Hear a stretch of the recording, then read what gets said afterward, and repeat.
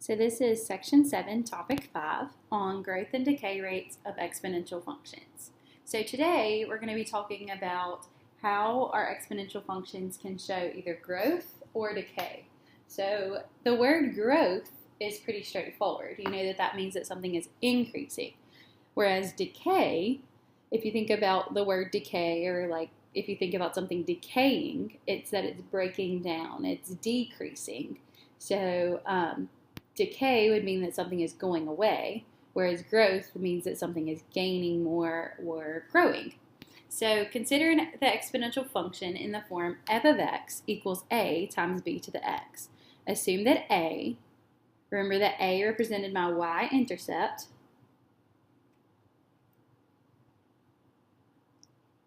so for all of these, for exponential growth and decay, we're assuming that the y-intercept is positive.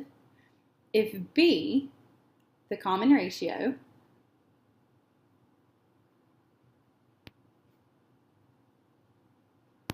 is greater than 1, then the function is growing. But if b is between 0 and 1, the function is decaying.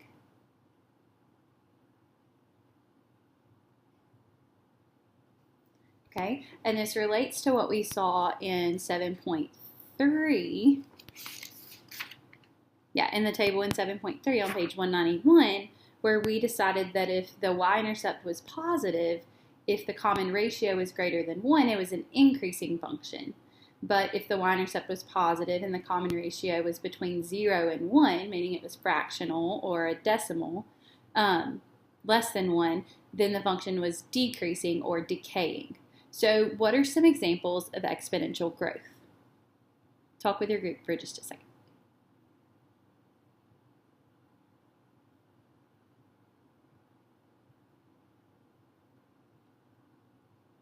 Okay, so some examples of exponential growth could be things like the interest and the amount of money that you owe, so the balance in a savings account.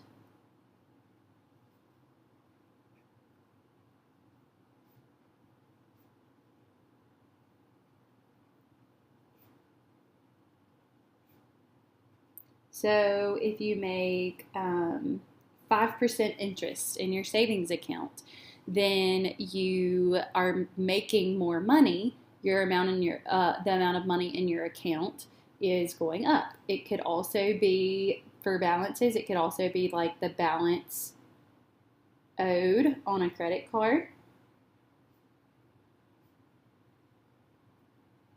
which is also interest, but it could be exponential, that a certain percent interest over time, certain percent for a certain number of months or years or whatever. The number of people with a virus. So like the zombie issue from the other day. So like the number of people, that was exponential growth.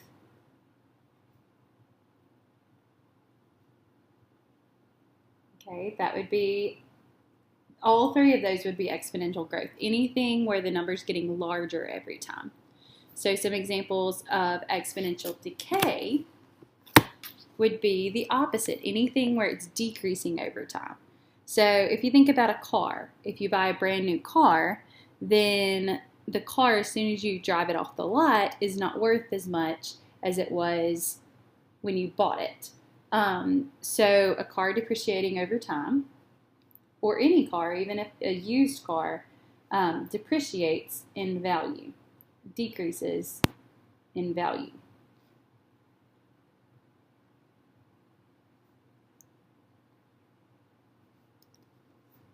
Over time.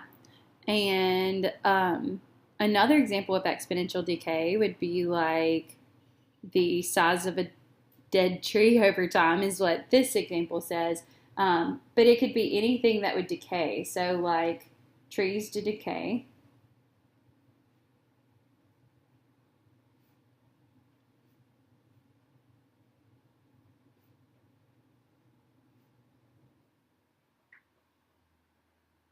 So like maybe the size of a rock that's being eroded, a population of animals that are in the process of being extinct, or are endangered, anything like that would decay over time. So let's practice. Let's look at some examples of exponential growth and decay. So the first example we have says consider the exponential function f of x equals 500 times 1.05 to the x, which models the amount of money in Tyler's savings account, where x represents the number of years since Tyler invested the money. Is the money in the account growing or decaying? So let's think about this for a second. This number, this r value, is greater than 1. So since the r value is greater than 1, then we know that that means that it is growing. Because what we're actually multiplying by every time is 1.05 or 105%. So then to find the rate of growth or decay, we're going to take away the 1.05. We're going to take away 1 from it to get 0.05 or 5% growth. So for every X number of years, so for every year, Tyler's money in his savings account is growing by 5%, by that 0.05. Because we know that the 1 is like, it's kind of like there's 105%, and we're taking away the 100% to get the 5%. Okay, left over. Because 100% is however much money he had to start with. So 100% of the $500 is he gets all of that he already has plus 5% more for every year. So what does the 500 represent? So the 500 is like my y-intercept. Remember back from linear equations, when we're graphing linear, my y-intercept is like that initial value. It's that starting place. The same thing is happening here with exponentials.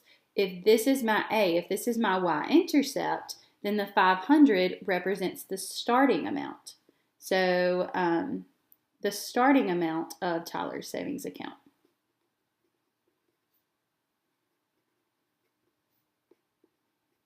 Which was 500.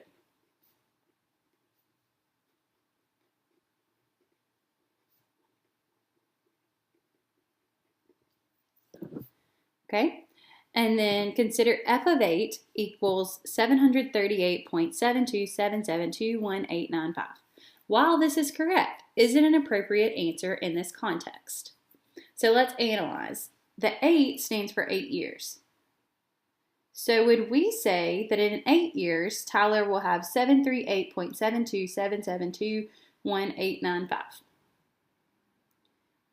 No, we wouldn't, because we would say that in 8 years he would have $738.73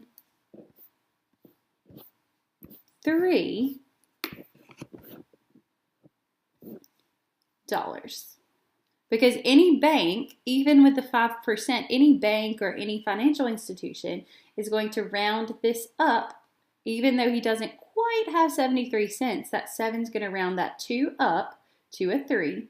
So we would have to have this. So is it an appropriate answer in this context? No, we would need to make it money, so we would have to round.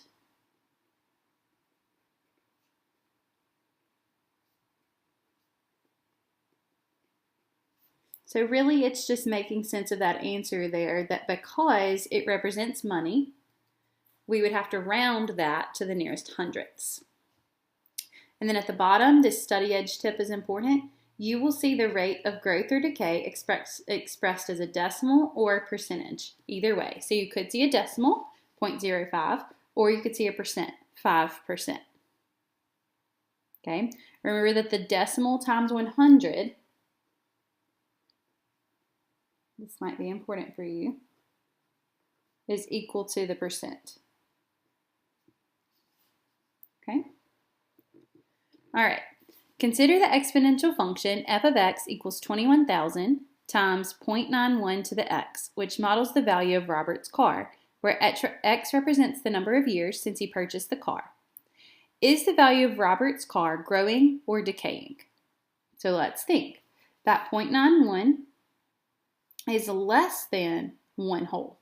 Less than 1.0. So if it's less than 1.0, then the value of Robert's car is decaying. Because we're multiplying by a number that is less than 1. So we're going to decrease that value every time. So the rate of growth or decay, when we're trying to find the rate of decay, we're subtracting it from 1. So 1 minus 0.91 is 0.09. So my rate of decay is 0.09, which is equal to, if we take that and we make it a decimal, make it a percent, 9%. So it's decaying by 9% per year. So it's going down by 9%. Okay, so we're multiplying by 0.91 because it's 0.91 of the original. So it's kind of like 100% minus 91% left me with my 9%, if that's easier for you to think about. Okay, so then what does the 21,000 represent? That 21,000 is still my initial value. So let's go back to the problem. It said it models the value of Robert's car. So 21,000 is the $21,000 initial value of Robert's car.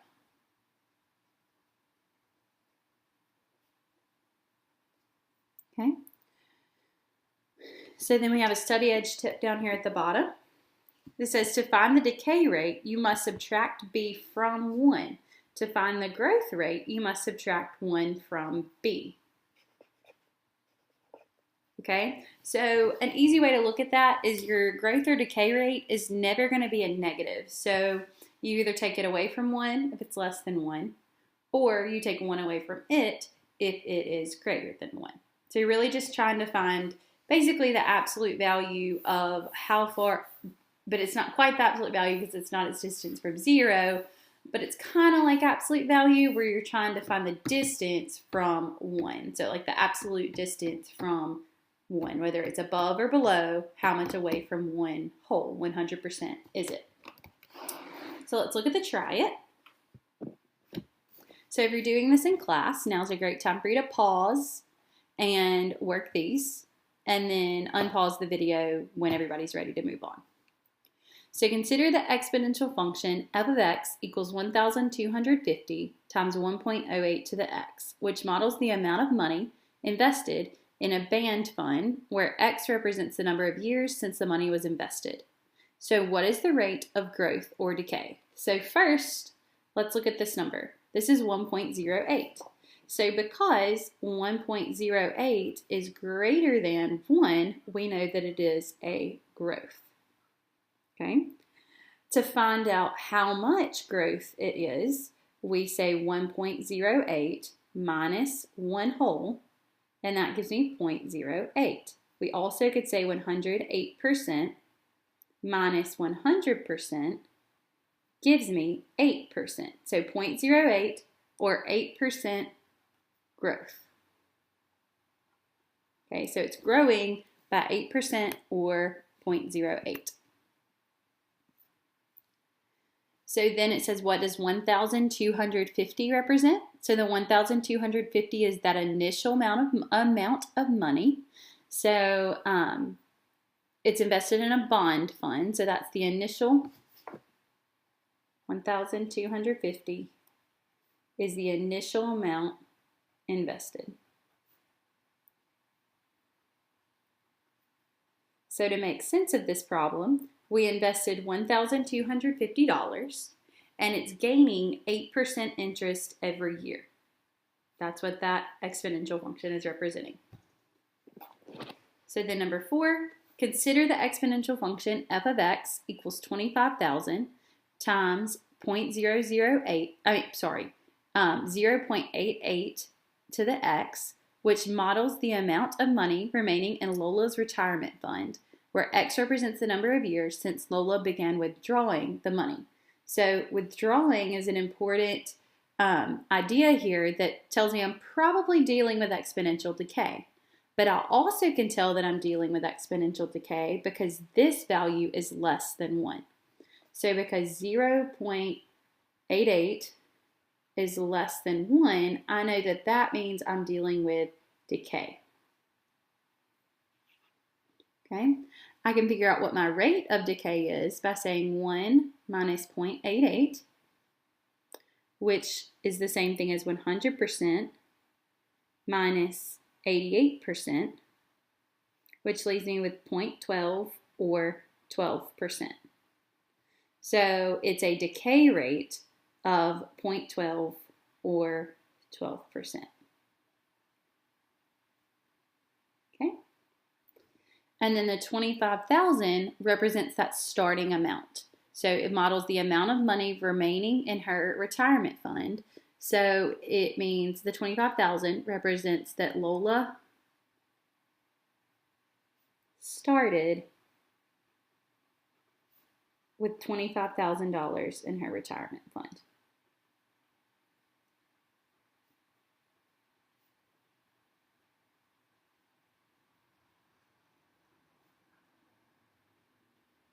Okay. And now let's look at beat the test. So beat the test says that the equation y equals 250 times 1.04 to the x models exponential growth or exponential decay. So I know that this number is greater than 1. So it's 104% is greater than 100%. So that is exponential growth. And then the rate of growth or decay is 1.04 minus 1, which is 0.04, or it's the same thing as 104% minus 100% gives me 4%. So it's growing at a rate of 4%.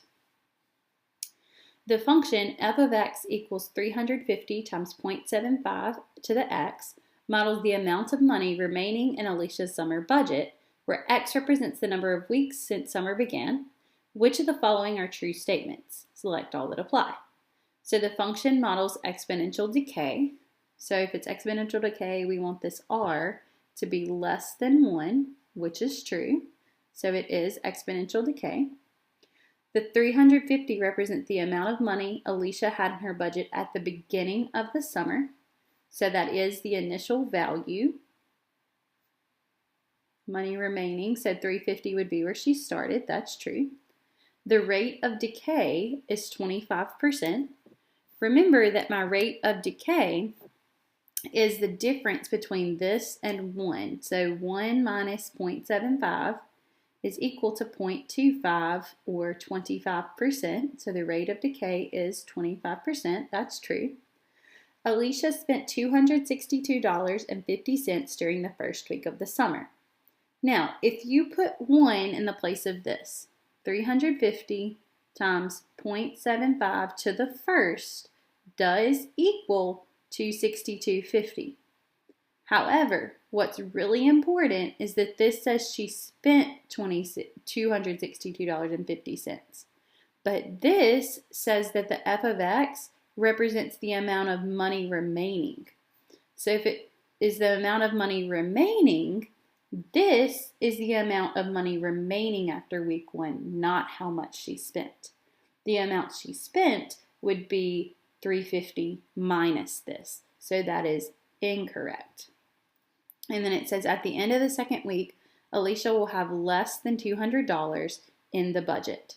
So to figure out how much she'll have in her budget, that is what the function represents. So we're going to say 350 times 0.075 to the second power to get what that is. So I'm going to say, I don't have a yellow calculator with me, so I'll do it on here. So it is 350 times 0.75 times 0.75, which gives me 196. Now let's think about this in context. It is 196.875, but in context, that would be 196.875 0.88 because we're talking about money. So it would round up. So she has $196.88 left in her account. So that's true that at the end of the second week, Alicia will have less than $200 in the budget. So that should have been A, B, C, and E. Okay? If you have any questions, shoot them my way.